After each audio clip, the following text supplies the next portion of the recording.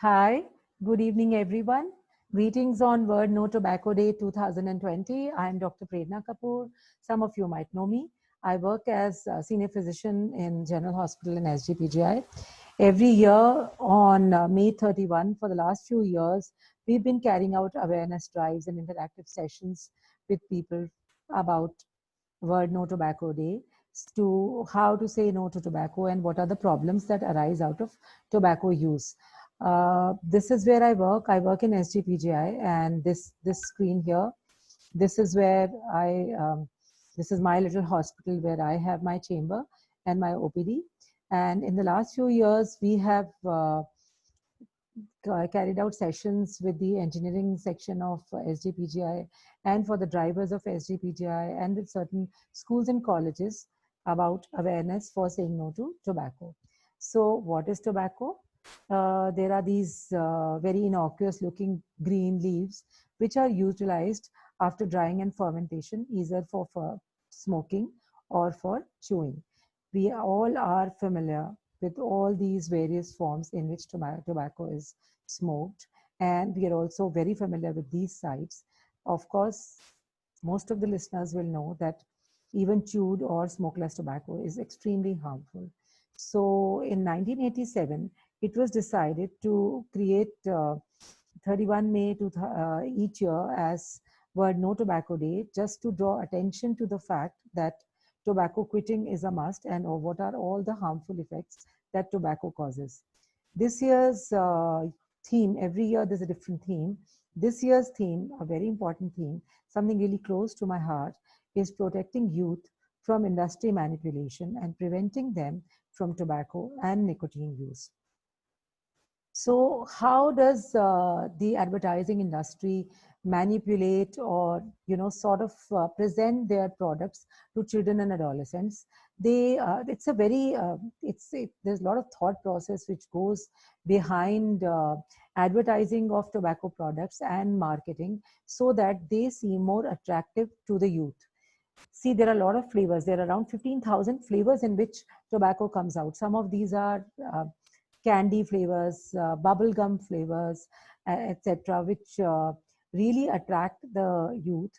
Then, of course, there are social media influencers who are paid extra just to advertise very subtly, and so that the tobacco, so that the the propensity to use tobacco goes up. Then there might be some events and parties which are sponsored. The product placement in entertainment media, the way it is done, is extremely clever. And then free product samples might be given out. There is also marketing and sale of single stick cigarettes, which makes the addiction far more affordable, in the sense that a kid might not be able to afford an entire packet, but he could buy one or two, he or she. Then these products are kept at an eye level for children in various shops. The product placement and advertising is done near schools or near candy shops, stationery shops, so that kids would somehow inadvertently reach these places where these products are being sold. And what is the background in which smoking or tobacco use catches up in adolescence? Of course, like for every other problem or a bad health choice, chaotic home environment, parenting which is not extremely effective, then substance abuse, smoking, alcoholism, etc. in parents, mental illness in parents. At the same time, the individual's own problems, such as falling grades in school, if the coping skills are not that good and the support system is not that robust, or if there is any other conduct disorder in that person, then of course, like I said, tobacco advertisement, etc., the easy availability of tobacco products and the social acceptability of smoking or tobacco products makes this a trend which the child catches on to. This year, WHO has targeted, or I would rather say focused on the youth, because this is the time where prevention would be the most effective. A child or a youth who is a tobacco user will grow up to be an adult who's a tobacco user. So this is where we catch them.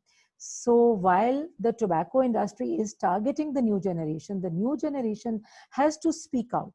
They have to use the hashtag tobacco exposed and come out with where the industry has subtly used campaigning in a clever manner to target people or manipulated them. So this is how they should be speaking out. And um an important thing is that the e-cigarettes might be really promoted. However, people who use e-cigarettes in childhood are likely to grow up and become smokers later in life. They are twice as likely to do that. So again, these are the stories against which we must all speak out. Then smoking is glamorized on screen. We know that, it has the cool quotient. Then certain celebrities, when they smoke on screen, that endorses the fact that it is all right and one can smoke. So again, when we see such content, we must speak out. And well, we all know that tobacco is not essential ever. It does feed on the lungs. Along with COVID-19, if you are already a smoker, then you become all the more vulnerable to more serious effects. Tobacco industry spends a huge amount of money on marketing tobacco all the time. It is we who have to decide that our lung health is our priority and it is not up for sale. So, however, if the person is not careful, they become a victim of the habit, so much so that they are chained to the habit. So, what is this war in which we are all stakeholders? It is either on one side there is health and life, and on the other hand is tobacco. There are manipulative tactics by the tobacco industry versus awareness and information, as we are trying to create today. The tobacco industry always appeals to the youth, saying that this is freedom of personal choice, which of course, as we all know, is a great thing. However, they actually do it with their selfish interest of ensuring massive profits. Freedom of personal choice should ideally be exercised in making healthy choices. So the WHO this time has decided that they have started urging influencers, those who are in pop culture, those who are influencers on social media, parents, teachers, peers, that they should reach and connect with the youth to expose the industry's manipulative tactics.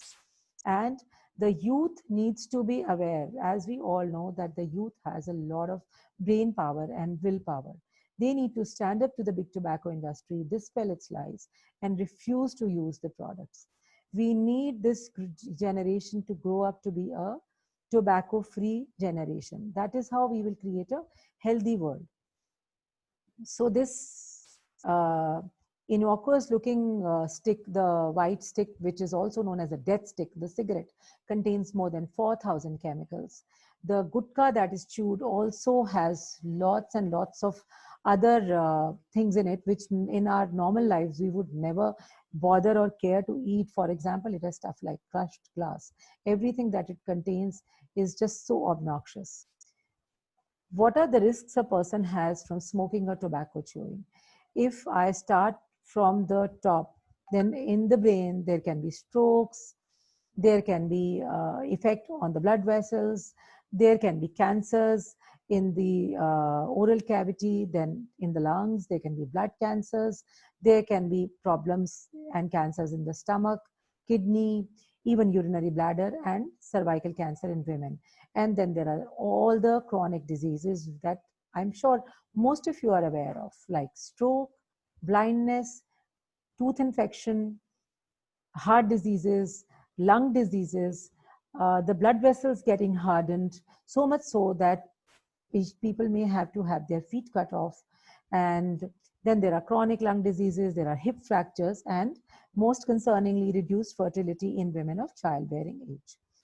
The cancers that it causes, more commonly, most importantly, lung cancers, which cause a high level of mortality and morbidity. On the left is a non-smoker's lung, and on the right is a smoker's lung with a huge tumor in it. And then there are oral cancers. This is an oral cancer. This is the tongue cancer. If these pictures are scaring you, then let me tell you, this is what they're meant to do. They're meant to appall and they're meant to scare. so that people do not take up tobacco use. This person, Brian Lee Curtis, who was 33 years old and died of lung cancer. This is not the fate that we would want anyone to have. Likewise, there are people who have had their toes and their limbs cut off. And then there are some people like this person. We don't want that anyone should become like this. So it is a costly addiction. In Hindi, there's a song called Har Fikr Ko Dhuein Mein Udata Chala Gaya. But actually, it is the life and money which are going up in smoke. It's good health which we are smoking up when we take up smoking. What is passive smoking or secondhand smoke? That is when you are exposed to environmental smoke because someone else in your family or vicinity smokes. And even then you are exposed to the maleffects of tobacco smoke. It's that bad. Nowadays, a new concept has come up of third-hand smoke. This is the chemical residue of tobacco smoke which sticks to, say, clothing, wall, carpet, furniture, curtains, etc. when people have been smoking in that area. And these residues will soak into people's skin and clothing and cause maleffects. So we have to be really, really very careful. Then there are a lot of common myths, whether hookah, cigars, light cigarettes, e-cigarettes, anything is safe. Well, let me tell you, the answer to this is that none of these are safe. There are also myths like, other than trying to be cool, that it helps me relax, it calms me down. I only have it when I'm giving exams. I only do it when I'm tense, etc., etc. All of these are just myths and excuses. As we have all understood, it is such a horrible problem that prevention is far better than cure. However, all preventive tactics must begin early, which is also commensurate with the WHO theme for this time. Every adolescent must be asked by their parents, teachers, peers, and definitely by all the doctors, nurses, and healthcare workers who they meet from time to time whether they have ever experimented with tobacco. Youth, adolescents are times for experimenting. Let's not judge them. Let's be empathetic. Let's talk to them. Let's explain to them. Let's make them aware of the maleffects so that they are on our side in trying to give up this addiction or never becoming addicted at all. Also, so like I said, we must explain that all forms of tobacco are addictive and harmful. And why must one quit? Number one, of course, it's a very dangerous risk factor. Secondly, it's a modifiable risk factor. We should appeal to the willpower that the youth has, that this is something which is entirely within your control. And if you care about your near and dear ones, then you should not be smoking. So we come to quitting, how to quit smoking. One of the methods, a lot of people do this, is called smoking cold turkey. That is one fine day, they just stop smoking.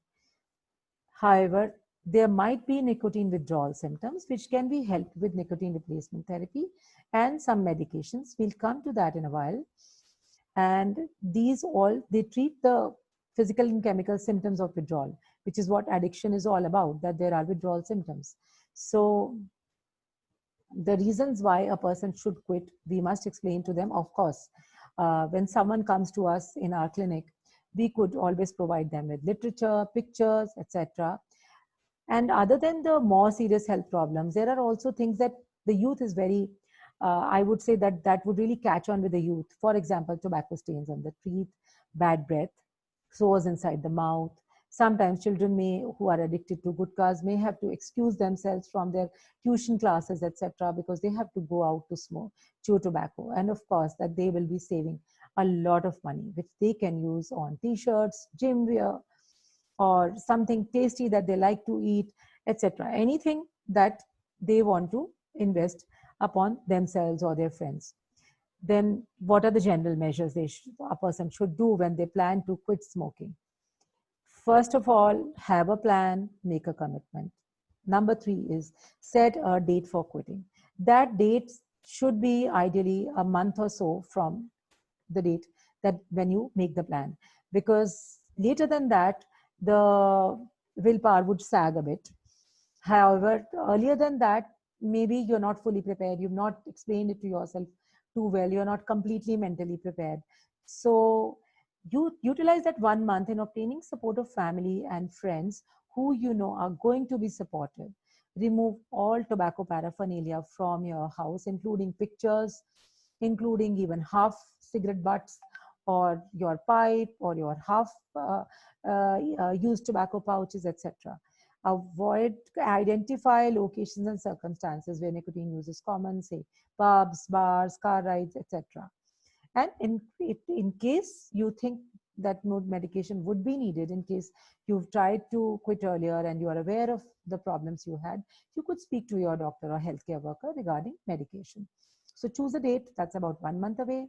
Choose a date that's significant to you and special to you. For example, someday when you got your result and you felt really happy about it, or your own birthday, or a very close friend's birthday, etc., etc., etc. Any date which is really dear to you, so or special to you, keep a calendar handy to keep you motivated.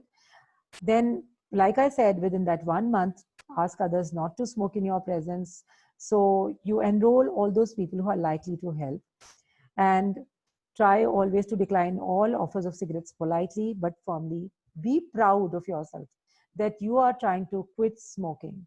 Tell your friends that I have stopped and I have quit. Change your routine to avoid places and situations, like I said, where you used to smoke. For example, if you used to have a cigarette right after dinner, then please leave the table as soon as the meal is over. When the quit day finally comes, keep busy, keep positive, keep happy, exercise, do yoga, go for a walk, chew some gum or hard candy, have lots of water, do deep breathing, pranayam, try to watch a movie, spend time with all those people who are supportive and who are not going to, who are going to be on your side in trying to support you in smoking stopping. A lot of people have, there are some special pointers or triggers which cause people to take up smoking, because they associate them with having a cigarette in hand and smoking. For example, watching TV, driving to work, or anything. There can be many such things, a long drive, etc., etc. So try to watch TV in a different room, or try to watch it on a different screen, take a different route to work. Try and fill your day with positive thoughts and good habits, so that they take up the time and energy which we were spending earlier on chewing tobacco or smoking it. And in the 1 month before, when you're planning to quit smoking, it'll be good to make a list of these triggers or situations and keep trying to avoid them. The cravings, when they hit each time you want to smoke or chew a gutka, they come in a curvy linear fashion. They increase gradually, reach a peak, and then they start regressing spontaneously. The urge to smoke will last about 5 minutes, but as time will pass, the cravings will diminish in number as well as intensity till they disappear completely. So we have to, of course, wait it out, bear it out, ride it out. So, and of course, excuses will be in abundance. What is the harm in having it just one more time? I have to anyway die someday of something. It's a free country. Why should I not exercise my own freedom? And I am going to enjoy my life to the fullest. We have to recognize and remember that all these thoughts are definitely not based on reality. They are just excuses. So once we have completed a month or so of quitting, then that quit day should be marked on the calendar and should be celebrated each month. You should buy yourself a gift because you know that you deserve it. You can shop for something, you can get something for yourself. You could get flowers for your mom, or you could get a t-shirt for yourself. You could buy something really nice which you love eating, a dark chocolate or something which you would like to eat instead of having a cigarette or a gutka. And so if initially, if we have started using anti-tobacco chewing gums, then we have to start decreasing the use of those also after a certain time. So remember, every time you feel the urge to smoke or to have a gutka, do the 4Ds: delay, deep breathing, do something different to distract yourself, and drink water. NRT, or as in nicotine replacement therapy, does not make you stop smoking. That is something for you to do. NRT is there to support you in your cravings and in the withdrawal symptoms. NRT is available in the form of gums, in the form of inhalers, lozenges, patches, etc., etc. There are multiple forms in which it is available. It is a low dose of nicotine which takes care of the cravings and the withdrawal symptoms. But gradually you have to ultimately come off these also. So in the beginning they do help, and later you have to taper and come off these also. Counseling is a big help. It could be as an individual, it could be as a group, it could be a telephonic counseling, an online help group, etc., etc. There's a national toll-free quit line also, which people can utilize if they feel the need to do so. How do we all help in the fight against tobacco epidemic? I don't smoke, but I want to help in this epidemic because I feel the need to do so. I feel a very urgent need to do so. So what do I do as a parent, or if I'm a social media influencer, etc., etc.? We have to reject offers of brand ambassadorship and sponsorship. As a social media company, ban advertising and promotion and sponsorship by nicotine and tobacco industries. Film and television companies should not be depicting tobacco or e-cigarette use on screen. As parents or relatives, we can only keep educating children on the harms of all these and empower them to reject manipulation by the industry. At the same time, we must always lead by example by not taking these bad habits up ourselves. Healthcare workers must provide guidance, support, empathy at all times. Schools should make sure that the kids know about the dangers of tobacco use, have tobacco counseling sessions, and even quitting smoking and tobacco sessions from time to time to help out children. Youth groups, most importantly, should try and build a tobacco-free generation by adopting effective tobacco control policies, because ultimately it's the youth which is our resource for the coming times. They are our they are the what should I say, they are the most important resource that we have. So they have to beat all this manipulation themselves by their own willpower and their brain power. So take home messages: there is no form of tobacco at all which is safe. We say no to gutka, smoking, cigarettes, and say yes to life. Prevention, counseling, nicotine replacement therapy, they all have their roles. We should stop smoking before smoking stops us in our tracks. Thank you all for your kind attention. I would like to reiterate that the only safe cigarette, gutka, or bidi for that matter is the last one. Otherwise, nothing else is safe. Thank you.